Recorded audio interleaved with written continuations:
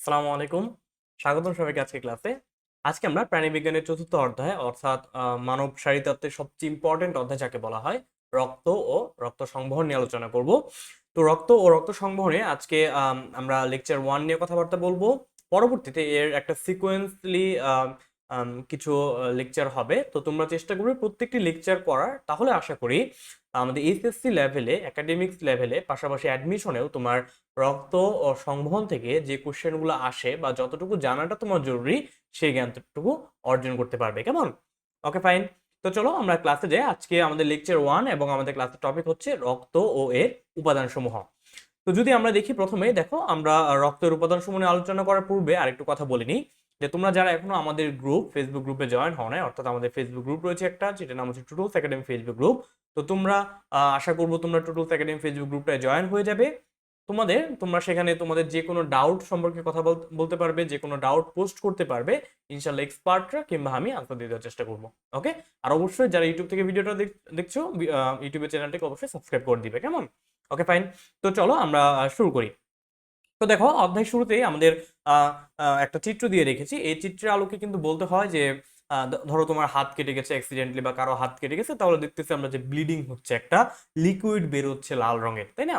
তো সবার মনে কোশ্চেন জাগে, বা পৃথিবীর সূচনা লগ্ন থেকে মানুষের সূচনা লগ্ন থেকে সবার মনে একটা কোশ্চেন ছিল যে এই যে জিনিসটা বের হচ্ছে এটা আসলে কি। হুম। তো পরবর্তীতে কালের পরিক্রমায় আবিষ্কৃত হলে যে এটা হচ্ছে একটা রক্ত, এটা আমাদের রক্ত।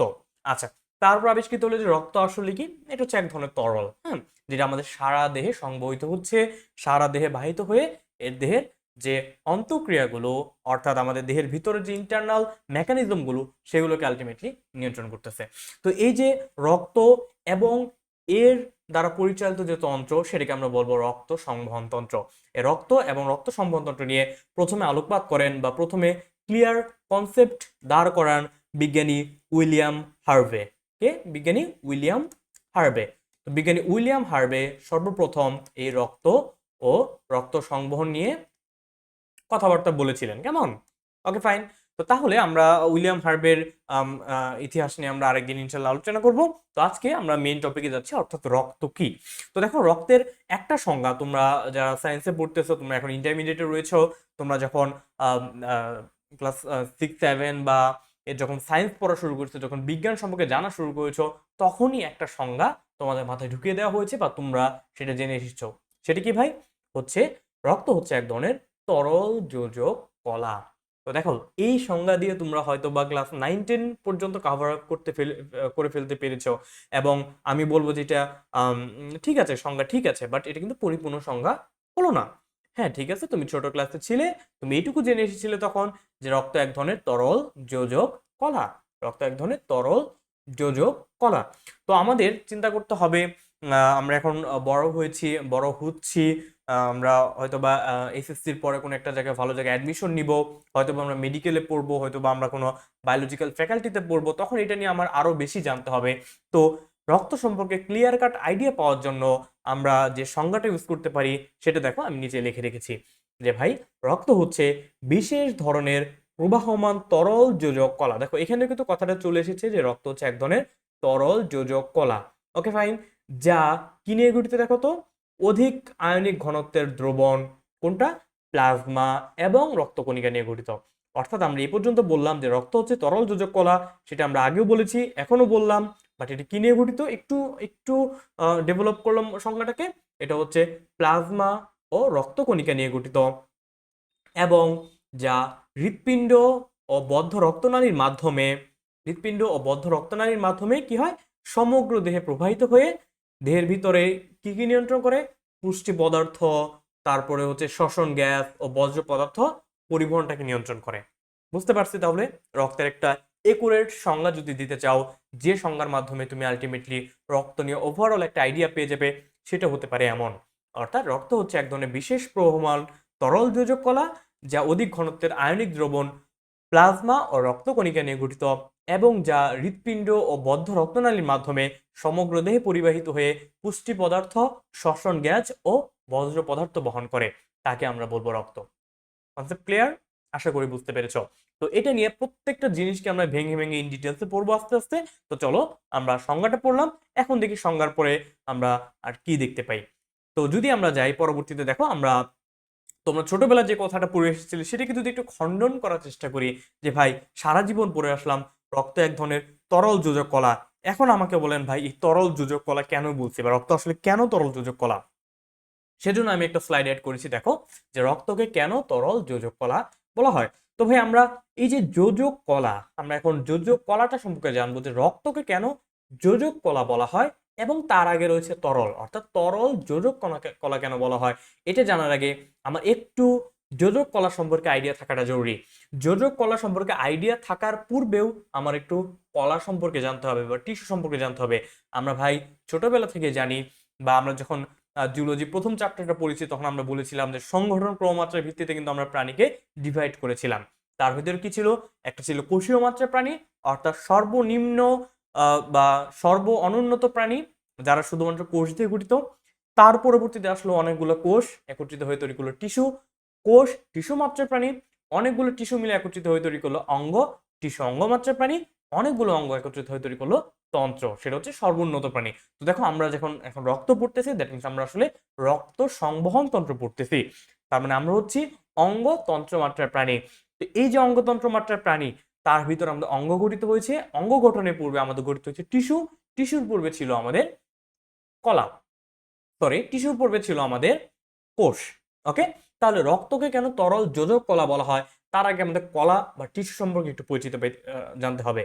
দেখো টিস্যুর বাংলা হচ্ছে কলা, যেটাকে আমরা ইন জেনারেল যদি বাংলায় সংজ্ঞা দিই তাহলে আমরা কলা ইউজ করি, অনেক সময় টিস্যু ইউজ করি, ডাজন্ট ম্যাটার। তাহলে কলা নিয়ে, কলা আসলে কলা বা টিস্যু জিনিসটা কি, সেটা হচ্ছে অসংখ্য কোষ দ্বারা গঠিত একটা স্ট্রাকচার। যখন অসংখ্য কোষ বা কিছু সংখ্যক কোষ যখন একত্রে কাজ করবে, একত্রে একটা ইউনিট হিসেবে কাজ করবে, তখন সেটাকে আমরা বলবো টিস্যু। তো মনে রাখবা এটা আসলে একটু হায়ার লেভেলে পড়াশোনা। তো তার উপর তারপরেও আমি তোমাদের একটু প্রিলিমিনারি ভাবে বলে দিচ্ছি যে দেখো কলা বা টিস্যু আমাদের দেহে যে যে পরিমাণ টিস্যু রয়েছে সেগুলোকে আমরা বেসিক 4টা ভাগে ভাগ করতে পারি। একটু মনে রাখার চেষ্টা করবা, বা হয়তো তোমরা এটা অনেক জায়গায় পেয়েছো বা ভবিষ্যতে হয়তো পাবা।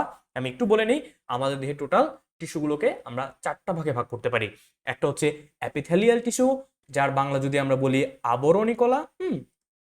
অ্যাপিথেলিয়াল টিস্যু বা আবরণী কলা, অর্থাৎ যে কলা বা যে টিস্যু আমাদের দেহের আবরণ দিচ্ছে তাকে বলবো আমরা অ্যাপিথেলিয়াল টিস্যু। রয়েছে মাসেল টিস্যু বা পেশি কলা বা পেশি টিস্যু, যেগুলো আমাদের কি করতেছে ভাই, যেগুলো আমাদের পেশি গঠন করতেছে, অর্থাৎ তুমি এই যে বাইসেপস বলো, ট্রাইসেপস বলো, এগুলো যে গঠন করতেছে সেগুলোকে বলবো মাসেলস টিস্যু বা পেশি কলা। তারপর আমাদের স্নায়ুতন্ত্র গঠনকারী টিস্যুগুলোকে বলবো হচ্ছে নার্ভাস টিস্যু বা স্নায়ু কলা। এবং সর্বশেষ সর্বশেষ যে টিস্যুর প্রকারভেদ রয়েছে সেটা হচ্ছে কানেকটিভ টিস্যু বা যোজক কলা। Okay fine. তাহলে ভাই আপনি একটু আগে বললেন যে আমাদের কলা নিয়ে পড়তে হবে, কলা নিয়ে পড়ার ভিতরে আমরা যখন পড়তে যাব তখন আমরা বেসিক 4 ধরনের কলা পাবো। তাহলে বুঝলাম দেহের আবরণ দিবে আবরণী কলা, দেহের পেশিগুলো গঠন করবে হচ্ছে পেশি কলা বা মাসেল টিস্যু, দেহের স্নায়ুগুলো গঠন করবে, স্নায়ুতন্ত্র গঠন করবে হচ্ছে স্নায়ু টিস্যু। তাহলে ভাই এই যে যোজক কলা জিনিসটা কি, দেখো তুমি একটু আগে বলে আসলা তোমার দেহের আবরণ আছে, তোমার দেহে পেশি আছে, তোমার দেহে আহ স্নায়ু রয়েছে। তাহলে এই যে সমস্ত জিনিসগুলো যে রয়েছে, এই সমস্ত জিনিসগুলো সকল তন্ত্রগুলোকে ইন্টার কানেক্টেড রাখার জন্য, একসাথে যোগাযোগ সৃষ্টি করার জন্য যে বিশেষ ধরনের টিস্যু থাকে সেটাকে বলা হয় যোজক টিস্যু বা কানেকটিভ টিস্যু। তাই যোজক টিস্যু বা কানেকটিভ টিস্যু বা যোজক কলার প্রধান ফাংশনটা কি, প্রধান কাজটা কি হবে, এর কাজ হবে এরা হচ্ছে যোগাযোগ রক্ষা করবে। যদি আমরা সরাসরি আনসারে চলে যাই, কানেকটিভ থেকে আমরা বলতে পারি এরা কানেকশন করবে, যোগাযোগ করবে, একত্রিত করবে বা ধরে রাখবে কোনো একটা কিছুকে। কেমন, তাদেরকে আমরা বলবো যোজক কলা। তো দেখো নিচে যোজক কলার আমি কিছু ক্রাইটেরিয়া দিয়ে রেখেছি বা কিছু ক্লাসিফিকেশন দিয়ে রেখেছি, চাইলে তোমরা দেখতে পারো, অতটাও ইম্পর্টেন্ট না তোমাদের জন্য। তো যোজক কলার ভিতর রয়েছে, অর্থাৎ কানেকটিভ টিস্যুর ভিতর রয়েছে কানেকটিভ টিস্যু প্রপার এবং স্পেশালাইজড, অর্থাৎ special connective tissue. Special connective টিস্যুর ভিতরে দেখো একটা পেয়ে যাবে হচ্ছে ব্লাড। কেমন, ব্লাড। তাহলে ব্লাড বা রক্ত কি করছে, সে সারা দেহের বিভিন্ন তন্ত্রের ভিতরে যোগাযোগ সাধন করছে, বিভিন্ন কাজের ভিতরে সমন্বয় সাধন করছে। দ্যাটস ওয়াই সেটাকে আমরা বলতেছি কানেকটিভ টিস্যু বা যোজক কলা। এবং এটা হচ্ছে তরল, কেন, কারণ রক্তে থাকে হচ্ছে প্লাজমা বা তরল অংশ, তাই রক্তকে আমরা বলতেছি তরল যোজক কলা। বুঝতে পারছি রক্তকে কেন তরল যোজক কলা বলা হয়? আশা করছি ক্লিয়ার হয়েছে। কেমন? যদি এখন বুঝতে সমস্যা হয় তাহলে অবশ্যই আমাকে কমেন্টে জানাবে, আমি রিপ্লাই দিয়ে দেওয়ার চেষ্টা করবো, বা টুটুলস একাডেমি যে গ্রুপটা রয়েছে সেখানে পোস্ট করবে, ইনশাআল্লাহ আনসার পেয়ে যাবে।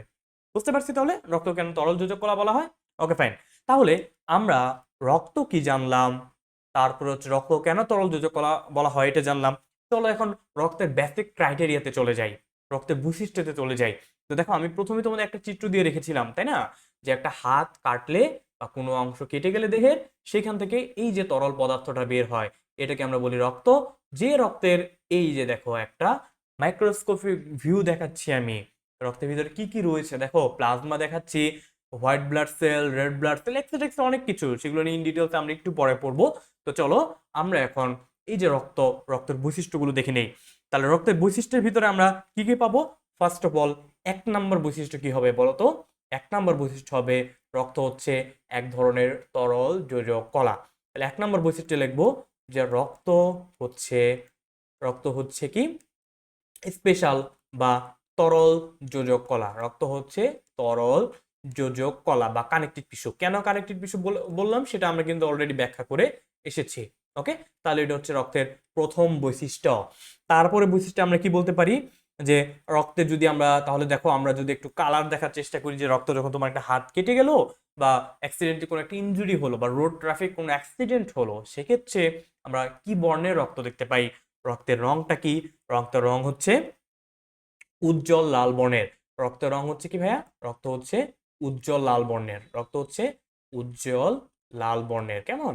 রক্ত উজ্জ্বল লাল বর্ণের। তবে রক্তের মধ্যে আমরা আমরা 2 ধরনের রক্ত পাই। তার ভিতরে যদি আমি বলি যে একটা রয়েছে শিরা রক্ত, হ্যাঁ, আরেকটা হচ্ছে, আমরা 2 ধরনের রক্ত পাই, একটা হচ্ছে ধমনীর রক্ত, একটা হচ্ছে শিরার রক্ত। এই ধমনীর রক্তটা হচ্ছে উজ্জ্বল লাল বর্ণের, আর শিরার রক্তটা হচ্ছে সেটা হচ্ছে কালচে লাল বর্ণের। তাহলে উজ্জ্বল লাল বর্ণের কোনটা? এটা হচ্ছে ধমনীর রক্তটা। কেমন? আমাদের ধমনীতে যে রক্ত থাকে, ধমনীর রক্তটা হচ্ছে উজ্জ্বল লাল বর্ণের। কেন উজ্জ্বল লাল বর্ণের বলো তো? কারণ এখানে কি থাকে? এটা হচ্ছে অক্সিজেন সমৃদ্ধ রক্ত। কেমন? এটা হচ্ছে অক্সিজেন সমৃদ্ধ রক্ত। সেজন্য এই ধমনীর রক্ততে কি থাকে ভাই? ধমনীর রক্তটা হয় উজ্জ্বল লাল বর্ণের। তাছাড়া কি হতে পারে রক্তটা বলতো? এটা হচ্ছে কালচে লাল বর্ণের। হ্যাঁ, এটা হচ্ছে কালচে লাল বর্ণের হতে পারে রক্তটা। রক্তটা হতে পারে কালচে লাল বর্ণের। কালচে লাল বর্ণের। তো বলো এখন ভাই আমাকে, যে কালচে লাল বর্ণের রক্ত তাহলে আমরা কোথায় পাবো? পাবো হচ্ছে শিরায়, শিরা রক্ত। কেমন? তো শিরা রক্তগুলো হচ্ছে কালচে লাল বর্ণের। ওকে, তো শিরা রক্ত কি সমৃদ্ধ ভাই? কার্বন ডাই অক্সাইড সমৃদ্ধ। আমরা ছোটবেলা থেকেই জানি, তাই না? শিরা রক্তটা হচ্ছে কার্বন ডাই অক্সাইড সমৃদ্ধ রক্ত। বুঝতে পারছি। তাহলে 3 নম্বর পয়েন্ট কি হবে? রক্তের রং আমরা দিলাম। তারপরে 3 নম্বর পয়েন্টে আমরা বলতে পারি যে এই যে রক্তর রংটা দেখলাম, তারপর হচ্ছে রক্তের পিএইচটা কেমন। যদি আমরা রক্তের পিএইচ দেখি, রক্তের পিএইচ যদি দেখি, মনে রাখবা রক্তের পিএইচ হচ্ছে 7.35 থেকে 7.45। ওকে, 7.35 থেকে 7.45 ইন এভারেজ। আমরা যদি একটু এভারেজে লিখে দেই, এভারেজ বা গড়ে, এভারেজ পেস হচ্ছে 7.4। ওকে, এভারেজ পেস হচ্ছে 7.4। তাহলে ভাই এই যে 7.35 বললেন, এভারেজে 7.4 বললেন, তাহলে এই 7.35টা কেমন? 7.35টা কি কোন রক্তের? 7.35টা হচ্ছে ভেনাস ব্লাডের পিএইচ। কেমন? Venous blood. হ্যাঁ, ভেনাস ব্লাড বা শিরা রক্তের পিএইচ হচ্ছে এই 7.35। শিরা রক্তের পিএইচ হচ্ছে 7.35, আর 7.45 হচ্ছে আর্টারিয়াল ব্লাড। হ্যাঁ, আর্টারিয়াল ব্লাড বা আমরা বলতে পারি হচ্ছে ধমনী রক্তের পিএইচ। ধমনী রক্তের পিএইচ হচ্ছে এই 7.45। এখন তুমি বলতে পারো ভাই শিরা রক্তের পিএইচ কম কেন? আচ্ছা, আমরা কি জানি ভাই শিরা রক্তে কি থাকে বলতো? শিরা রক্তটা হচ্ছে কার্বন ডাই অক্সাইড সমৃদ্ধ, তাই না? কার্বন ডাই অক্সাইড সমৃদ্ধ, অর্থাৎ রক্তে দ্রবীভূত থাকে হচ্ছে কার্বনিক অ্যাসিড। কার্বনিক অ্যাসিড দ্রবীভূত থাকে। আর আমরা জানি এই কার্বনিক অ্যাসিডের প্রভাবে কি হয় বলতো? এই কার্বনিক অ্যাসিডের প্রভাবে আমাদের পিএইচটা কমে যায়। কার্বনিক অ্যাসিড তাই পিএইচটা একটু কম থাকে। সেজন্য ভেনাস ব্লাড বা শিরা রক্তের পিএইচটা কম, 7.35। এবং আর্টেরিয়াল ব্লাড বা ধমনী রক্তের যেহেতু কোনো কার্বন অক্সাইড দ্রবীভূত থাকে না, সেটা পিএইচ হচ্ছে 7.45। অন অ্যান এভারেজ আমরা বলতে পারি পিএইচ হচ্ছে 7.4। তাহলে পিএইচ এর ভিত্তিতে আমরা রক্ত কেমন বলতে পারবো বলতো? এটাকে আমরা ক্ষারীয় বলবো নাকি আমরা নিউট্রাল বলবো, নাকি আমরা অম্লীয় বলবো? দেখো এটার পিএইচ কিন্তু একজ্যাক্ট 7 না, তার মানে আমরা এটাকে নিউট্রাল বলতে পারছি না। 7 এর কমও না, তার মানে আমরা অম্লীয় বলতে পারছি না। বাট 7 এর একটু বেশি, একটু বেশি হলেও সেটা কি একদম 12-13 লেভেলে? তা কিন্তু নয়। তাহলে আমরা রক্তকে বলতে পারি এর পিএইচ হচ্ছে কেমন, পিএইচ এর ভিত্তিতে এটা কেমন, এটা হচ্ছে ঈষৎ ক্ষারীয়। দেখো এটা হচ্ছে ঈষৎ ক্ষারীয়, রক্ত হচ্ছে ভাই ঈষৎ ক্ষারীয়, অর্থাৎ পিএইচ 7 এর চেয়ে একটু বেশি, সেজন্য আমরা এটাকে বললাম হচ্ছে ঈষৎ ক্ষারীয়। বুঝতে পারছি? Okay fine. তারপরে রক্তের পিএইচ এর পরে যদি আমরা রক্তের আমরা বর্ণ বললাম, তারপর হচ্ছে পিএইচ বললাম, তারপরে যদি আমরা রক্তের ঘনত্বের কথা বলি, হ্যাঁ রক্তের ঘনত্ব কেমন? আচ্ছা, রক্তের ঘনত্ব হচ্ছে 1.1.06 গ্রাম পার এমএল, অর্থাৎ প্রতি এমএল রক্তের ভিতরে বা প্রতি রক্তের ঘনত্ব হচ্ছে 1.06 গ্রাম পার এমএল। Okay fine. তারপর যদি আমরা রক্তের ঘনত্ব বললাম, যদি আমরা রক্তের আপেক্ষিক গুরুত্বটা একটু বলার চেষ্টা করি, তাহলে হয়তো রক্ত ঘনত্ব কার চেয়ে বেশি? পানির চেয়ে বেশি। হ্যাঁ, রক্ত ঘনত্ব কার চেয়ে বেশি? পানির চেয়ে বেশি। পানির ঘনত্ব কত ভাই? পানির ঘনত্ব হচ্ছে 1.00 গ্রাম পার এমএল। তার মানে তুমি যদি রক্তকে পানিতে দাও, তাহলে রক্তটা পানিতে ডুবে যাবে। ওকে, এটা আরেকটু ভালোভাবে বুঝতে পারি আমরা আপেক্ষিক গুরুত্ব দিয়ে। রক্তের আপেক্ষিক গুরুত্ব বা স্পেসিফিক গ্র্যাভিটি যদি আমরা বলি, রক্তের স্পেসিফিক গ্র্যাভিটি হচ্ছে 1.05 থেকে 1.06। ওকে, তাহলে কার সাপেক্ষে? এটা হচ্ছে পানির সাপেক্ষে। পানির কত? পানির 1। ওকে, আমরা এখানে লিখে দিই যে পানির স্পেসিফিক গ্র্যাভিটি হচ্ছে 1। পানির স্পেসিফিক গ্র্যাভিটি হচ্ছে 1। কেমন? পানির সাপেক্ষে রক্ত হচ্ছে 1.05 থেকে 1.06, অর্থাৎ পানির চেয়ে একটু ভারী রক্তটা। বুঝতে পারছি? আচ্ছা, তারপরে যদি বলি আমরা যে রক্তের ঘনত্ব বললাম, আপেক্ষিক গুরুত্ব বললাম, এখন ভাই হচ্ছে এই রক্তের রক্তের হ্যাঁ তাপমাত্রা কত, রক্তের টেম্পারেচার কত বা তাপমাত্রা কত? ওকে, এটা খুবই খুবই ইম্পর্টেন্ট, খুবই খুবই ইম্পর্টেন্ট একটা টার্ম। রক্তের টেম্পারেচারটা মনে রাখার চেষ্টা করবা। আর রক্তের টেম্পারেচার যদি আমরা সেলসিয়াস স্কেলে বলি, সেলসিয়াস স্কেলে কত হবে এবং ফারেনহাইট স্কেলে কত হবে, দুইটাই একটু মনে রাখতে হবে। সেলসিয়াস স্কেল এবং ফারেনহাইট স্কেল, এই দুইটি স্কেলেই রক্তের টেম্পারেচার মনে রাখাটা খুবই খুবই দরকারি। তো সেলসিয়াস স্কেলে রক্তের টেম্পারেচারটা হচ্ছে 36 থেকে 38 ডিগ্রি সেলসিয়াস। খুবই খুবই ইম্পর্টেন্ট এই ডিগ্রিটাকে মনে রাখা। আর ফারেনহাইট স্কেলে হচ্ছে 97 থেকে 99 ডিগ্রি ফারেনহাইট। বুঝতে পারছি? দেখো তো রক্তের তাপমাত্রা কি বললাম, যে সেলসিয়াস স্কেলে হচ্ছে 36 থেকে 38 ডিগ্রি সেলসিয়াস, ফারেনহাইট স্কেলে হচ্ছে 97 থেকে 99 ডিগ্রি ফারেনহাইট। তো সেলসিয়াস স্কেলে যদি আমরা বলি, তাহলে সেলসিয়াসটাকে যদি আমরা এভারেজে বলার চেষ্টা করি, তাহলে এভারেজে কত হবে বলো তো? এভারেজে হচ্ছে 37 ডিগ্রি সেলসিয়াস। আর ফারেনহাইট স্কেলে এভারেজ ভ্যালুটা হচ্ছে 98.4 ডিগ্রি ফারেনহাইট। খুবই খুবই ইম্পর্টেন্ট, এটা কিন্তু ভুলে চলবে না, কেমন? তাহলে রক্তের তাপমাত্রা অবশ্যই আমাকে সেলসিয়াস এবং ফারেনহাইট দুইটা স্কেলে জানতে হবে। সেলসিয়াস স্কেলে স্বাভাবিক অবস্থায় রক্তের তাপমাত্রা হচ্ছে 36 থেকে 38 ডিগ্রি সেলসিয়াস, এভারেজে বলতে গেলে হচ্ছে 37 ডিগ্রি সেলসিয়াস। ফারেনহাইট স্কেলে হচ্ছে 97 to 99 degree Fahrenheit, on an average 98.4 degree Fahrenheit. কথা ক্লিয়ার? বুঝতে পারছি?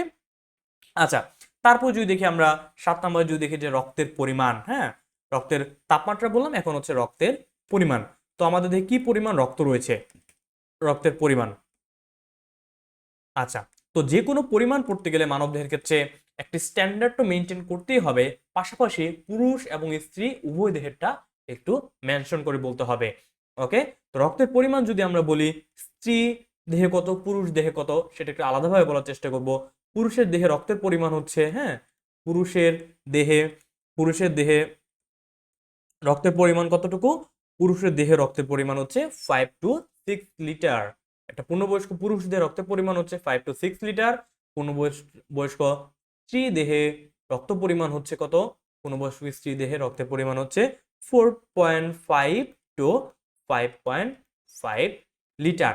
ওকে, যেটা তাদের দৈহিক ওজনের, যেটা কি, যেটা দৈহিক ওজনের আমরা বলবো যে দৈহিক ওজনের দহিকুজনে কত পার্সেন্ট ভাই? দহিকুজনের 7 to 8%। মনে থাকবে? রক্তের পরিমাণ যদি পূর্ণবয়স্ক পুরুষ দেহে হলো 5 to 6 লিটার, পূর্ণবয়স্ক স্ত্রী দেহে হচ্ছে 4.5 to 5.5 litre. On an average সেটা দহিকুজনের 7 থেকে 8%। আর যদি আমরা শিশু দেহে বলি, হ্যাঁ, যদি নবজাতকের দেহে বলি, নবজাতকের দেহে রক্তের পরিমাণ কত সেটা একটু মনে রাখবা। বা নবজাতক দেহে রক্তের পরিমাণ হচ্ছে কতটুকু, এটা একটু ট্রিকি। মনে রাখা হচ্ছে 90 ml, হ্যাঁ, ml পার কেজি। অর্থাৎ একটা নবজাতকের ওজন যদি 3 কেজি হয়, তার দেহে 270 ml রক্ত থাকবে। একটা নবজাতকের দৈহিক ওজন যদি 2.5 কেজি হয়, তাহলে তার দেহে আর একটু কম থাকবে। 2 কেজি যদি নবজাতক হয় বা ছোট নবজাতক হয়, সেক্ষেত্রে তার দেহে মাত্র 180 ml রক্ত থাকবে। ওকে, অর্থাৎ নবজাতকদের রক্ত পরিমাণ হচ্ছে প্রতি কেজির জন্য, প্রতি কেজি দৈহিক ওজনের জন্য 90 ml করে, অন এন এভারেজ ভ্যালু। বুঝতে পারছি? ওকে, ফাইন। তারপরে যদি আমরা রক্তের আরেকটা বৈশিষ্ট্যের দিকে যাই, যে দেখো আমাদের এটা এটা অনেক ক্ষেত্রে লাগে যে তোমাদের যখন তোমরা ভর্তি পরীক্ষা দিতে যাবা, তখন দেখবা যে রক্তকে কেন রক্ত হচ্ছে একটা নন নিউট্রিনিয়ান ফ্লুইড। হ্যাঁ, তাহলে আমরা এখানে বলবো যে রক্ত, কিন্তু যে রক্তটা রয়েছে আমাদের দেহে, সেটা কি হয় না, রক্ত বিজ্ঞানী নিউটনের যে সান্দ্রতা সূত্র রয়েছে, রক্ত কি হয় না, নিউটনের সান্দ্রতার সূত্র মেনে চলে না। নিউটনের সান্দ্রতার সূত্র মেনে চলে না, সান্দ্রতার সূত্র মেনে প্রবাহিত হয় না, মেনে প্রবাহিত হয় না। যেহেতু রক্ত নিউটনের সান্দ্রতার সূত্র মেনে প্রবাহিত হয় না, তাই রক্তকে কি বলা হবে, তাই রক্তকে বলা হয় নন নিউটনিয়ান ফ্লুইড।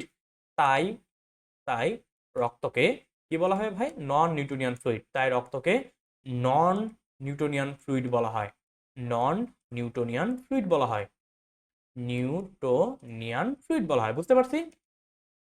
তাহলে রক্ত কি হয়, দেহে প্রবাহিত হওয়ার সময় তার সান্দ্রতার সূত্র মেনে চলে না, নিউটনের সান্দ্রতার সূত্র মেনে চলে না, তাই রক্তকে নন নিউটনিয়ান ফ্লুইড বলা হয়।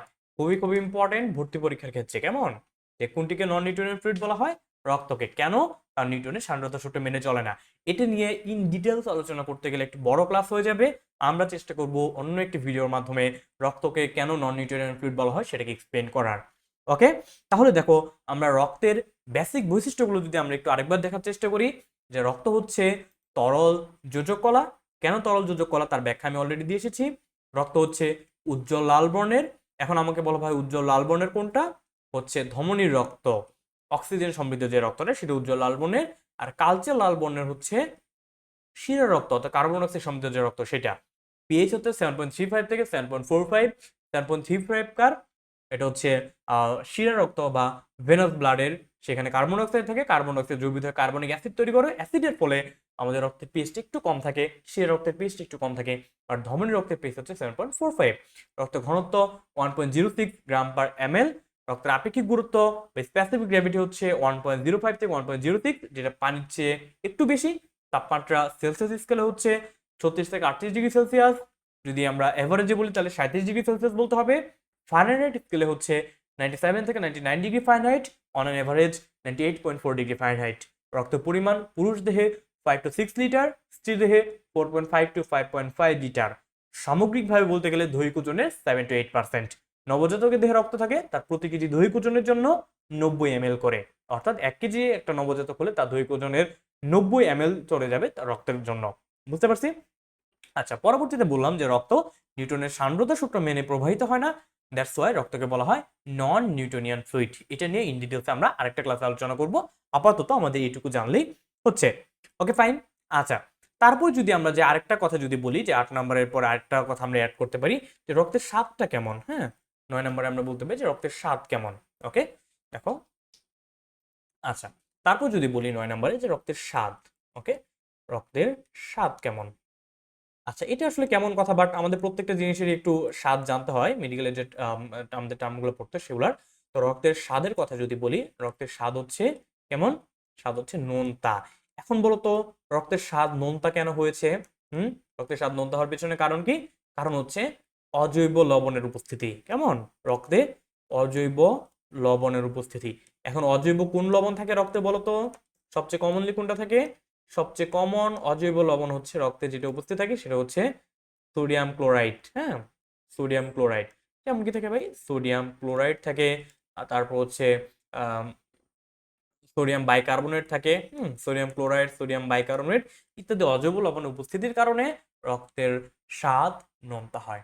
এই ছিল আমাদের রক্তের বৈশিষ্ট্যসমূহ। আশা করছি সবার ক্লিয়ার হয়েছে ব্যাপারটা। যদি কনফিউশন থাকে অবশ্যই আমাকে কমেন্টে জানাবে। তো তারপরে যদি আমরা যাই, রক্তের কাজ কি? এই যে আমরা রক্ত পড়লাম, রক্ত কি পড়লাম, রক্তের বৈশিষ্ট্য পড়লাম, এখন হচ্ছে রক্তের কাজ কি। তো আমরা আসলে এটা বলা বাহুল্য যে আমরা যখন রক্তটা নিয়ে যখন অধ্যয়ন করি বা রক্তটা যখন আসলে আমরা বেসিক্যালি অবজার্ভ করার চেষ্টা করি, তখনই কিন্তু এই কোশ্চেন আনসার চলে আসে যে রক্ত কি কাজ করে। ফার্স্ট অফ অল, এটা একটা তরল যোজক কলা। যোজক কলা, দ্যাট মিনস সে যোজন করবে, সারা দেহের ভিতরে সমন্বয় সাধন করবে। ওকে, তাছাড়া কি কি কাজ রয়েছে যদি আমরা একটু দেখার চেষ্টা করি। প্রথম কাজ এবং প্রধানতম কাজ হচ্ছে রক্ত শ্বসনিক গ্যাস পরিবহন করে। তাহলে রক্তের প্রধান কাজ হচ্ছে রক্ত শ্বসন গ্যাস। হ্যাঁ, শ্বসন গ্যাস বলতে আমরা কোনটাকে বুঝি বলতো? আমাদের শ্বসন গ্যাস কোনটা? শ্বসন গ্যাস হচ্ছে অক্সিজেন এবং কার্বন ডাই অক্সাইড। তাহলে রক্ত কি করে? অক্সিজেন এবং কার্বন ডাই অক্সাইড পরিবহন করে। ওকে, রক্ত অক্সিজেন এবং কার্বন ডাই অক্সাইড পরিবহন করে। তাহলে এটা হচ্ছে রক্তের প্রধান কাজ, প্রথমতম কাজ। তারপর রক্তের কি কাজ বলতে পারি? রক্ত হচ্ছে আমাদের খাদ্য সার পরিবহন করে। হ্যাঁ, রক্ত হচ্ছে আমাদের দেহে খাদ্য সার পরিবহন করে, খাদ্য সার পরিবহন করে। এটা আসলে আমরা আশা করি বুঝতে পারছি। দেখো, আচ্ছা, খাদ্য সার পরিবহন করে। রক্ত খাদ্য সার কেন পরিবহন করতে হবে বলতো? ধরো তুমি হচ্ছে খাবার খেলে, সেই খাবারটা ধরো তুমি ভাত খেলে, স্টার্চ খেলে, স্টার্চ কিন্তু তোমার দেহে সরাসরি ব্যবহার করতে পারবে না। তোমার কি করতে হবে? স্টার্চটা তুমি খাওয়ার পরে সেটা আমাদের পরিপাকতন্ত্রের মাধ্যমে সরল খাদ্য গ্লুকোজে পরিণত হবে, এবং সেটা রক্তনালীতে বা আমাদের রক্তের মাধ্যমে শোষিত হয়ে সেটা অন্ত্রের মাধ্যমে শোষিত হয়ে সেটা রক্তের মাধ্যমে সারা দেহে ছড়িয়ে যাবে, এবং দেহের প্রত্যেকটা কোষে এই গ্লুকোজটা গিয়ে পৌঁছাবে। তাহলে গ্লুকোজটা হচ্ছে খাদ্যসার। এই খাদ্যসার পরিবহনের কাজটা করলো হচ্ছে রক্ত। সেজন্য আমরা বলেছি রক্ত খাদ্যসার পরিবহন করে। তাহলে খাদ্যসার পরিবহন করে বলতে আমরা কি বলতে পারি? যে ব্র্যাকেট লিখে দিই যে গ্লুকোজ পরিবহন করে। ওকে, গ্লুকোজ, অ্যামিনো অ্যাসিড এগুলো পরিবহন করে। গ্লুকোজ, অ্যামিনো অ্যাসিড ইত্যাদি পরিবহন করে। হ্যাঁ, অ্যামিনো অ্যাসিড, তারপরে যদি আমরা বলি ফ্যাটি অ্যাসিড ইত্যাদি, ফ্যাটি অ্যাসিড ইত্যাদি পরিবহন করে। ওকে, অ্যাসিড ইত্যাদি পরিবহন করে। ওকে, ফাইন। তারপর যদি আমরা বলি রক্তের আর কাজ কি হবে? রক্ত হচ্ছে বিভিন্ন আমাদের দেহে যে হরমোন যেগুলো রয়েছে, রক্ত কি করে? হরমোন পরিবহন করে। যেহেতু পরিবহনের কথা চলে আসলো, তাহলে রক্ত আমাদের হরমোন পরিবহন করে। তাছাড়া কি পরিবহন করে বলতো? আমাদের অ্যান্টিবডি গুলো পরিবহন করে, তাই না? অ্যান্টিবডি, আশা করি অ্যান্টিবডির সাথে পরিচিত তোমরা। হুম, না পরিচিত হলেও সমস্যা নেই, আমরা যখন মানব প্রতিরক্ষা অধ্যায়টা পড়বো তখন আমরা ইন ডিটেলস আলোচনা করবো অ্যান্টিবডি নিয়ে। তারপর রক্ত আমাদের কি করে তাহলে? অ্যান্টিবডি, অ্যান্টিজেন, হ্যাঁ, অ্যান্টিবডি, অ্যান্টিজেন, খনিজ লবণ, অ্যান্টিজেন, তারপর যদি বলি খনিজ লবণ, খনিজ লবণ পরিবহন করে।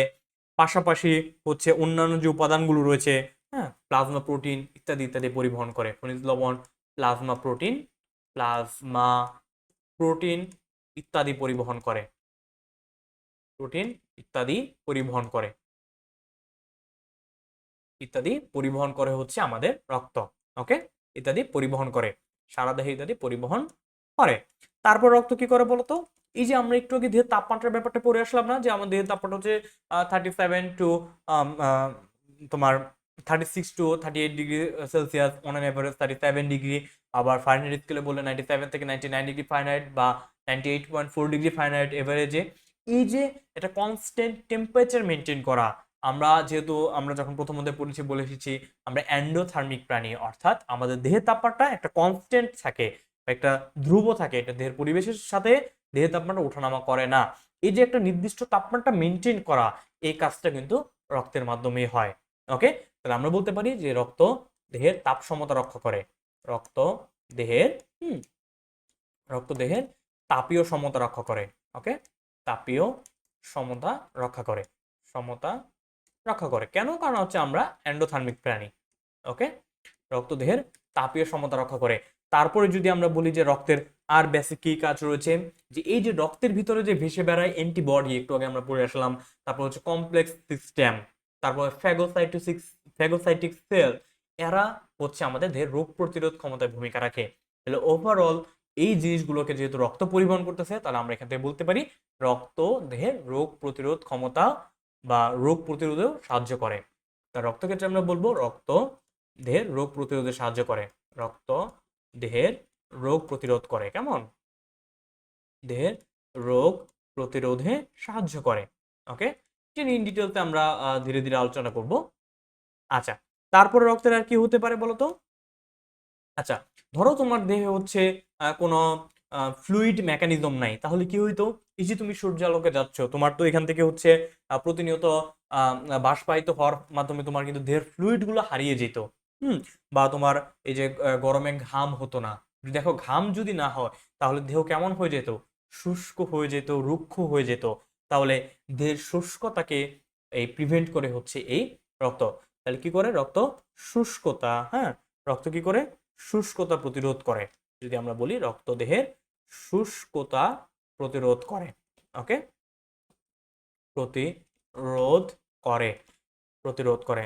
তারপর যদি আমরা বলি যে দেখো তোমার দেহ শুষ্কতা প্রতিরোধ করলো, তারপরে যদি বলি যে রক্ত তোমার ইন্টারনাল এনভায়রনমেন্ট বা অভ্যন্তরীণ পরিবেশকে রক্ষা করে। রক্ত দেহের অভ্যন্তরীণ যত মেকানিজম রয়েছে তাদের ভিতরে যে সমতা রয়েছে সেটাকে মেনটেন করে, অর্থাৎ অভ্যন্তরীণ পরিবেশকে বজায় রাখে হচ্ছে রক্ত। তাহলে আমরা বলবো যে রক্ত দেহের অভ্যন্তরীণ পরিবেশকে, রক্ত দেহের অভ্যন্তরীণ পরিবেশকে, অভ্যন্তরীণ পরিস্থিতিকে বা পরিবেশ, পরিবেশ কি করে ভাই? অভ্যন্তরীণ পরিবেশকে বজায় রাখে। বজায় রাখে। এই যে দেহের অভ্যন্তরীণ পরিবেশ বজায় রাখার যে টেন্ডেন্সি, এটা একটা ইংলিশ টার্ম রয়েছে, সেটাকে বলা হয় কি? হোমিওস্ট্যাসিস। সেটাকে বলা হয় হোমিওস্ট্যাসিস করে, হ্যাঁ, হোমিওস্ট্যাসিস করে। তাহলে রক্ত কি করে? যে অভ্যন্তরীণ পরিবেশের সাম্যতা বজায় রাখে বা হোমিওস্ট্যাসিসে ভূমিকা রাখে। তারপর যদি বলি রক্ত কি করে? রক্ত হচ্ছে, হ্যাঁ, এই রক্তের মাধ্যমে হচ্ছে কি হয়? রক্তের মাধ্যমে হচ্ছে আমাদের দেহের পিএইচ গুলা মেনটেন হয়। রক্তের মাধ্যমে কি হয়? দেহের পিএইচ বজায় থাকে, দেহের পিএইচ বজায় রাখে। ওকে, পিএইচ বজায় রাখে রক্ত। কেন? কারণ হচ্ছে কিভাবে রাখে যদি আমরা বলি যে ওই যে রক্তের ভিতর কি থাকে? বাফার সিস্টেম থাকে। ওকে, পিএইচ বজায় রাখে কিসের মাধ্যমে? বাফার সিস্টেমের মাধ্যমে, ব্লাড বাফারের মাধ্যমে। হ্যাঁ, বাফার সিস্টেমের মাধ্যমে। ওকে, সিস্টেমের মাধ্যমে। এই বাফার সিস্টেমটার নাম হচ্ছে ব্লাড বাফার সিস্টেম। ওকে, এটাকে বলা হয় হচ্ছে blood buffer system. Blood buffer সিস্টেমের মাধ্যমে পিএইচটাকে মেনটেন করে। তারপরে কি করে রক্ত? তারপরে যদি আমরা বলি যে রক্ত হচ্ছে ওভারঅল আমাদের চিকিৎসা বিজ্ঞানে খুবই হেল্পফুল, অর্থাৎ রক্ত হচ্ছে আমাদের কি করবে? চিকিৎসা বিজ্ঞানে সহায়তা করে বা রোগ নির্ণয় করতে সহযোগিতা করে বলতে পারি। রক্ত, দেখো তোমাদের যে কোনো সমস্যার ক্ষেত্রে আমরা প্রথমে কিন্তু রক্ত টেস্ট করতে দিই, কেন? রোগ নির্ণয় করার জন্য। কারণ যে কোনো প্যাথোজেন এর রক্তের মাধ্যমে বাহিত হয়ে কিন্তু সারা দেহে বিভিন্ন জায়গায় প্রবেশ করে। সেজন্য এই রক্ত পরীক্ষার মাধ্যমে আমরা রোগ নির্ণয় করতে পারি। তাহলে এখান থেকে বলবো যে রক্ত দেহের রোগ নির্ণয়ে ভূমিকা রাখে। রক্ত দেহের রোগ নির্ণয়ে ভূমিকা রাখে, রোগ নির্ণয়ে ভূমিকা রাখে, ভূমিকা রাখে। কথা ক্লিয়ার? রক্ত দেহের রোগ নির্ণয়ে ভূমিকা রাখে। আশা করি বুঝাতে পেরেছি। এই ছিল মোটামুটি রক্তের কাজ। তাহলে রক্তের কাজটাকে যদি আমি একটু সামারি করে দেওয়ার চেষ্টা করি, রক্ত শ্বসন গ্যাস অর্থাৎ অক্সিজেন, কার্বন ডাইঅক্সাইড পরিবহন করে, খাদ্যসার পরিবহন করে অর্থাৎ glucose, amino acid, fatty acid ইত্যাদি পরিবহন করে, হরমোন, অ্যান্টিবডি, অ্যান্টিজেন, খনিজ লবণ, প্লাজমা প্রোটিন ইত্যাদি পরিবহন করে রক্ত। দেহের তাপীয় সমতা রক্ষা করে, দেহের রোগ প্রতিরোধে সাহায্য করে, রোগ নির্ণয়ে সাহায্য করে, দেহের শুষ্কতাকে প্রতিরোধ করে, অভ্যন্তরীণ পরিবেশ রক্ষা করে দেহের অভ্যন্তরে, অর্থাৎ হোমিওস্ট্যাসিস মেনটেন করে, দেহের পিএইচটাকে বজায় রাখে। কিসের মাধ্যমে? ব্লাড বাফার সিস্টেমের মাধ্যমে। আশা করছি রক্তের কাজ নিয়ে আর কারো কোনো কনফিউশন নেই। ওকে, ফাইন। তারপর যদি আমরা বলি রক্তের উপাদান সমূহ, যেটা হচ্ছে আমাদের এই অধ্যায়ের অন্যতম একটা বেসিক টপিক। আচ্ছা, তো দেখো আমি এই চিত্রটা তোমাদের অলরেডি কিন্তু দিয়ে রেখেছিলাম প্রথমে, যে এই যে হাত কাটলে যে এই যে রক্তটা বের হচ্ছে, হ্যাঁ, তুমি কি করবা? এই যে রক্ত বের হচ্ছে, তাহলে তুমি একটা অ্যানালাইসিস করে দেখতে চাইবা না যে রক্তের ভিতর কি কি রয়েছে বা রক্তের কি কি উপাদান রয়েছে? আমরা কিন্তু প্রথম স্লাইডে অলরেডি বলে এসেছি যে রক্তের উপাদানগুলোর ভিতরে কি কি রয়েছে দেখো তো। উপাদানগুলোর ভিতরে বেসিক্যালি হচ্ছে এই যে দেখো প্লাজমা আর হচ্ছে রক্তকণিকা, তাই না? তো এই যে প্লাজমা এবং রক্তকণিকা যে রক্তের উপাদান, সেটাকে আমরা একটু বিস্তারিত জানার চেষ্টা করব এখন।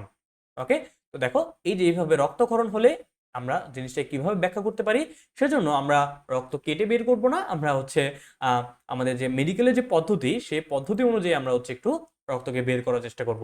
অর্থাৎ আমরা ব্লাড প্রিক করব বা রক্ত দেহ থেকে শোষণ করে বের করব। ওকে, কিসের মাধ্যমে করা হয় তোমরা জানো, হয়তো অলরেডি তোমরা জীবনে বেশ কয়েকবার হয়তো বা রক্ত দিয়েছো বা অনেকে রক্ত দান করার পারপাসে দিতে পারো। ওকে, তো দেখো সিরিঞ্জের মাধ্যমে, এই যে সুইয়ের মাধ্যমে দেহ থেকে রক্ত বের করা হচ্ছে। পরবর্তীতে এই রক্তটা নেওয়া হবে কোথায়? একটা টেস্ট টিউবে। এটা হচ্ছে একটা টেস্ট টিউবে। তাহলে সিরিঞ্জ থেকে রক্তটা টেস্ট টিউবে নেওয়া হবে। তাহলে প্রথমে কি হলো, আমরা দেহ থেকে রক্তটা নিলাম, সেই রক্তটা টেস্ট টিউব সিরিঞ্জে নিলাম, সেখান থেকে টেস্ট টিউব। তারপরে দেখো ডান পাশে একটা মেশিন দেখা যাচ্ছে, এটাকে বলা হয় সেন্ট্রিফিউজ মেশিন। এটাকে বলা হয় সেন্ট্রি সেন্ট্রিফিউজ মেশিন। এই সেন্ট্রিফিউজ মেশিন হয়তো সম্পর্কে তোমরা হয়তো বা জেনেছো অলরেডি। এই সেন্ট্রিফিউজ মেশিনটা হচ্ছে এমন একটা মেশিন যেটা সেন্ট্রিফিউগাল ফোর্স প্রয়োগ করতে পারে, অর্থাৎ যেটা অতি দ্রুত ঘূর্ণনের মাধ্যমে কোনো একটা তরলের উপর সেন্ট্রিফিউগাল ফোর্স প্রয়োগ করতে পারে। ওকে, তাহলে সেন্ট্রিফিউজ মেশিনটা কি হয়, এটা হচ্ছে অতি দ্রুত গতিতে ঘুরে। তোমার এই টেস্ট টিউবটাকে নিয়ে সে অতি দ্রুত গতিতে ঘুরবে। এই ঘোরার পরিমাণটা কত, যদি আমরা একটু প্রকাশ করার চেষ্টা করি, সেন্ট্রিফিউগাল মেশিনের আরপিএম বা রেভলিউশন পার মিনিট বা ঘোরার যে হারটা, সেটা হচ্ছে কত, 3000 থেকে, হ্যাঁ, এরকম মেশিনের 3000 আরপিএম থেকে 5000 আরপিএম হয়ে থাকে। কেমন? 5000 আরপিএম হয়ে থাকে। এই যে রক্তর সেন্ট্রিফিউজ করার যে মেশিনটা রয়েছে, সেটা 3000 আরপিএম থেকে 5000 আরপিএম এ ঘুরতে পারে। অর্থাৎ তোমার এই যে রক্তটা, টেস্ট টিউবের ভিতর রক্তটা যখন তুমি সেন্ট্রিফিউজ মেশিনে দিবা, তখন দেখো এই যে এইভাবে সেন্ট্রিফিউজ মেশিনে যখন দিবা, তখন সেন্ট্রিফিউজ মেশিনটা যখন 3000 থেকে 5000 আরপিএম এ ঘুরবে, তখন তোমার রক্তটা সেন্ট্রিফিউজ মেশিন থেকে বের করার পর অনেকটা এমন হবে দেখতে। এমন মানে কি, এই যে তোমার টেস্ট টিউবের ভিতরে দেখবা নিচে লাল বর্ণের কিছু একটা জমেছে, আবার তার উপরে জ্বলছে হলুদ বর্ণের কিছু একটা, আর মাঝামাঝি আরো একটা বর্ণের একটা স্তর পড়েছে। অর্থাৎ সেন্ট্রিফিউজ করার পরে রক্ত, আসলে যে রক্তের ভারী উপাদানগুলো যে রয়েছে সেগুলো তলানি জমে, নিচের দিকে জমা হয়, এবং হালকা উপাদানটা উপরের দিকে জমা হয়। এর ভিত্তিতে আমরা রক্তের উপাদানগুলোকে ভাগ করতে পারি। যদি আমরা দেখার চেষ্টা করি, এই যে উপরের হলুদ বর্ণের অংশটা, এটাকে বলবো হচ্ছে আমরা প্লাজমা। এটাকে বলবো প্লাজমা। প্লাজমা যদি বাংলায় করি, প্লাজমা বা রক্তরস, হ্যাঁ, প্লাজমা বা রক্তরস, বা বা বলতে পারি আমরা এটাকে রক্তের তরল অংশ, বা রক্তের তরল অংশ। ওই যে আমরা বলেছিলাম না, রক্তের একটা তরল যোজক কলা, এই তরল অংশটাই হচ্ছে প্লাজমা বা রক্তরস, বা আমরা বলবো এটা রক্তের তরল অংশ। কেমন? আচ্ছা, আর এই যে দুইটা অংশ রয়েছে, এই দুটো হচ্ছে রক্তের কঠিন অংশ। কঠিন অংশের ভিতরে কি কি রয়েছে? এই যে উপরে মার্ক করা জায়গাটাই রয়েছে আমাদের শ্বেত রক্তকণিকা, রয়েছে আমাদের অনুচক্রিকা, এবং নিচের এই যে লাল বর্ণের জায়গাটা রয়েছে আমাদের রেড ব্লাড সেল বা লোহিত রক্তকণিকা, যেগুলো নিয়ে আমরা একটু পরে বা অন্য ক্লাসে আমরা ইন ডিটেলস আলোচনা করবো। পরবর্তী ক্লাসগুলোতে আমরা ইন ডিটেলস আলোচনা করবো প্রত্যেকটা জিনিস নিয়ে। তো এটা হচ্ছে লোহিত রক্তকণিকা। কেমন? ওকে, ফাইন। তাহলে তুমি যদি এটার আরেকটু ইলাবোরেট চিত্র দেখার চেষ্টা করো, পরবর্তী ফিগারটা আমি দিয়ে রেখেছি, এটা দেখো। এই যে উপরের পার্টটুকু হচ্ছে প্লাজমা, বা আমরা বলতে পারি এটা হচ্ছে রক্তরস। এর ভিতরে কি কি থাকে দেখো, ওয়াটার, পানি থাকে, কিছু আয়ন থাকে, প্রোটিন থাকে যেগুলোকে বলি প্লাজমা প্রোটিন, থাকে কিছু নিউট্রিয়েন্টস বা পুষ্টি উপাদান, থাকে কিছু বজ্র পদার্থ বা ওয়েস্ট, থাকে হচ্ছে গ্যাসেস অর্থাৎ শ্বসনী গ্যাস থাকে। তার নিচের অংশটা, লাল অংশটা হচ্ছে রেড ব্লাড সেল বা আরবিসি বা লোহিত রক্তকণিকার জন্য, এবং প্লাজমা এবং আরবিসির মাঝখানে থাকে হচ্ছে হোয়াইট ব্লাড সেল এবং প্লেটিলেট অর্থাৎ শ্বেত রক্তকণিকা এবং অনুচক্রিকা।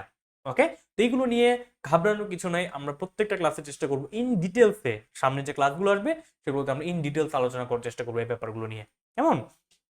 ওকে, তারপরে রক্তের উপাদান নিয়ে আমাদের মোটামুটি এই পর্যন্ত ছিল আজকে ক্লাসটা। অর্থাৎ আমরা রক্তকে যদি দেহ থেকে বের করার পর আমরা যদি সেন্ট্রিফিউজ মেশিনের মাধ্যমে, তাহলে রক্তটা কি হবে, কয়েকটি স্তরে বিভক্ত হয়ে পড়বে। টেস্ট টিউবের ভিতরে কয়েকটি স্তরে বিভক্ত হয়ে পড়বে।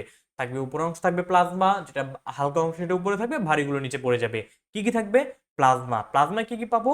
Water, ion, proteins, nutrients, waste and gas product. Okay, আচ্ছা, তো যদি আমরা এটাকে যদি একটু ফ্লো চার্টের মাধ্যমে যদি তোমাদের দেখানোর চেষ্টা করি, এটা দেখো আমি একটা ফ্লো চার্ট এঁকে যদি দেখানোর চেষ্টা করি যে আমরা কি কি পেলাম। প্রথমে প্রথমে আমরা কি করবো, রক্ত নিব, তাই না? প্রথমে আমরা হচ্ছে রক্ত নেব। তো রক্ত কি করতে হবে ভাই, রক্তকে হচ্ছে সেন্ট্রিফিউজ করতে হবে। হ্যাঁ, রক্তকে সেন্ট্রিফিউজ করতে হবে, সেন্ট্রিফিউজ করতে হবে। রক্তকে টেস্ট টিউবে নিয়ে সেন্ট্রিফিউজ করতে হবে। ওকে, সেন্ট্রিফিউজ মেশিনে রক্ত দেওয়ার পরে বা সেন্ট্রিফিউজ মেশিনে সেন্ট্রিফিউজ করার পরে কি করতে হবে, সেন্ট্রিফিউজ করার পরে ভাগ হবে হচ্ছে দুইটা পার্টে, তাই না? প্রধানত দুইটা পার্টে ভাগ হবে। একটা হচ্ছে রক্তের যে কণিকাগুলো রয়েছে সেগুলা, হ্যাঁ, সেটাকে আমরা বলবো হচ্ছে রক্তকণিকা। ভাগ হবে দুইটা অংশে, একটা হচ্ছে রক্তকণিকা, রক্তকণিকা, আর হবে রক্তরস। রক্তকণিকা এবং রক্তরস, বা আরেকটা নাম হচ্ছে, ইংলিশ নামটা কি ভাইয়া, প্লাজমা। Okay fine. তাহলে কোনটা কত পার্সেন্ট হবে? রক্তকে তুমি সেন্ট্রিফিউজ করার পরে 45% দেখতে পারবে রক্তকণিকা, আর রক্তরস বা প্লাজমার পরিমাণ দেখতে পারবে 55%। বুঝতে পারছি? আচ্ছা, এই যে রক্তকণিকা যে রয়েছে, এই রক্তকণিকাগুলোকে আবার যদি তুমি একটু ফার্দার অ্যানালাইসিস করার চেষ্টা করো, রক্তকণিকার ভিতরে আবার কি কি পাবো যদি আমি একটু তোমাদের লিখে দেখানোর চেষ্টা করি। দেখো, রক্তকণিকার ভিতরে পাবো হচ্ছে আমরা ফার্স্ট অফ অল পাবো হচ্ছে এরিথ্রোসাইট। হ্যাঁ, ফার্স্ট অফ অল পাবো হচ্ছে এরিথ্রোসাইট, এরিথ্রোসাইট। তো তোমরা হয়তো জানো যে এরিথ্রোসাইটের বা আরেকটা নাম হচ্ছে লোহিত রক্তকণিকা বা রেড ব্লাড কর্পাসল। এরিথ্রোসাইট বা লোহিত রক্ত কণিকা, বা আমরা এটাকে বলতে পারি আরবিসি। কেমন? আচ্ছা, তারপরে পাবো হচ্ছে লিউকোসাইট, লিউকোসাইট। হ্যাঁ, তারপরে পাবো লিউকোসাইট বা শ্বেত রক্তকণিকা, বা শ্বেত রক্ত কণিকা, যার বাংলা করলে দ্বারা হচ্ছে শ্বেত রক্তকণিকা, বা বাংলা করলে দ্বারা হচ্ছে ডাব্লিউবিসি, সরি, যার ইংলিশ করলে হয় হচ্ছে ডাব্লিউবিসি। আর পাবো হচ্ছে আমরা প্লেটিলেট। হ্যাঁ, প্লেটিলেট, বা যেটার যে বাংলা করি সেটা হচ্ছে থ্রোম্বোসাইট। ওকে, থ্রোম্বোসাইট, বাংলা না আসলে অন্য একটা নাম হচ্ছে থ্রোম্বোসাইট, বা যদি ইংলিশে লিখি সেটা হচ্ছে প্ল্যাটিলেট। হ্যাঁ, বা আমরা এটা যদি বাংলায় লিখি সেটা হচ্ছে অণুচক্রিকা। ওকে, অণুচক্রিকা। তাহলে দেখো, এই যে 45% পেয়েছিলাম তার ভিতরে এই এরিথ্রোসাইটের পরিমাণই হচ্ছে 44%। এই এরিথ্রোসাইটের পরিমাণ হচ্ছে 44%, বাকি লিউকোসাইট এবং থ্রোম্বোসাইট সম্মিলিতভাবে হচ্ছে 1%। বুঝতে পারছি? তাহলে দেখো, আমরা টোটাল রক্তকে সেন্ট্রিফিউজ মেশিনে দিলাম, তারপর হচ্ছে আমরা এখান থেকে রক্তকণিকা পেলাম 45% এন্ড রক্তরস পেলাম 55%। রক্তকণিকার ভিতরে পাইলাম হচ্ছে 44% এরিথ্রোসাইট, আর লিউকোসাইট এবং থ্রোম্বোসাইট বা শ্বেত রক্তকণিকা ও অনুচক্রিকা মিলে হচ্ছে 1%। ওকে, আচ্ছা, তারপর যখন আমরা এই লিউকোসাইটকে যদি আমরা ফার্দার ডিভাইড করতে চাই, তাহলে আমরা হচ্ছে আবার গ্র্যানুলোসাইট, অ্যাগ্রানুলোসাইট এগুলো পাবো। এগুলো নিয়ে আমি আচ্ছা একটু আচ্ছা, এগুলো নিয়ে আমরা যখন শ্বেত রক্তকণিকা পড়বো তখন আমরা পড়ার চেষ্টা করব। আপাতত আমরা হচ্ছে একটু উপরে উপরে পড়ার চেষ্টা করতেছি, কেমন? অর্থাৎ আমরা আপাতত হচ্ছে বেসিক জিনিসটা দেখে যাই, পরবর্তীতে প্রত্যেকটা পার্ট নিয়ে ইন ডিটেলস আলোচনা হবে। ওকে, আচ্ছা, তারপর যে প্লাজমা বা রক্তরস যে রয়েছে 55%, তার ভিতরে আবার দুইটা জিনিস থাকে। কিছু থাকে হচ্ছে কঠিন, হ্যাঁ, কিছু থাকে হচ্ছে কঠিন পদার্থ। প্লাজমা বা রক্তরসের ভিতরে রয়েছে কঠিন পদার্থ, আর রয়েছে হচ্ছে কঠিন, আর রয়েছে হচ্ছে পানি। তো দেখো, প্লাজমা বা যেহেতু রক্তরস বলছে অর্থাৎ রক্ত তরল অংশ, তার মানে বেসিক্যালি পানি থাকবে। কত পার্সেন্ট পানি? 90 থেকে 92% হচ্ছে পানি। তাহলে বাকি অর্থাৎ 8 থেকে 10% হচ্ছে 8 থেকে 10% হচ্ছে কঠিন পদার্থ রক্তের। বুঝতে পারছি? আচ্ছা, তারপর যদি বলি, এই যে কঠিন পদার্থ যে রয়েছে এর ভিতরে আবার হচ্ছে দুই ধরনের উপাদান থাকে। একটা হচ্ছে জৈব উপাদান, আর একটা হচ্ছে অজৈব উপাদান। ওকে, কিছু থাকে হচ্ছে জৈব উপাদান, আর কিছু থাকে হচ্ছে অজৈব উপাদান। তো এই যে জৈব এবং অজৈব উপাদান, এগুলো নিয়েও আমরা ফার্দার আলোচনা নেক্সট ক্লাসে করবো ইনশাল্লাহ। জৈব উপাদান থাকে হচ্ছে 0.9%, আর অজৈব উপাদানের ভিতরে থাকে হচ্ছে বাকিটুকু, অর্থাৎ 7 থেকে 9%। ওকে, জৈব উপাদান অজৈব উপাদান নিয়ে ইন ডিটেলস আমরা ইনশাল্লাহ নেক্সট ক্লাসে আলোচনা করব, কারণ আমরা প্রত্যেকটা জিনিস নিয়ে অর্থাৎ রক্তের প্রত্যেকটা পার্ট নিয়ে আমরা ইন ডিটেলসে পড়বো। এই যে রক্ত, এই যে রক্তরস বা প্লাজমা, তারপর হচ্ছে এই যে রক্তকণিকা, প্রত্যেকটা ইন্ডিভিজুয়াল ক্লাস হবে। কেমন? তো তোমরা চেষ্টা করবে নেক্সট ক্লাসটা করার, তাহলে আশা করি এই রক্তের যে উপাদান সমূহ রয়েছে এগুলো নিয়ে তোমরা ইন ডিটেলসে জানতে পারবে। ওকে, তো থাক, আজকে এই পর্যন্তই থাকলো। যারা ক্লাসটা করছে তাদের অসংখ্য ধন্যবাদ। আর অবশ্যই চেষ্টা করবে টুটুলস একাডেমি ফেসবুক গ্রুপে যারা জয়েন হয়ে যাও নাই, ডেসক্রিপশনে লিঙ্ক পেয়ে যাবে, সেখানে জয়েন হয়ে নিবে। আর টুটুলস একাডেমি ইউটিউব চ্যানেলটাকে অবশ্যই সাবস্ক্রাইব করে দিবে, একটা লাইক করে দিবে, আর অবশ্যই ফ্রেন্ডদের সাথে শেয়ার করবে, কেমন? তো আপডেট থাকবে আমাদের সাথেই। আজকের মতো এ পর্যন্তই, দেখা হচ্ছে নেক্সট ক্লাসে। আল্লাহ হাফেজ, আসসালামু আলাইকুম ওয়া রাহমাতুল্লাহি ওয়া বারাকাতুহু।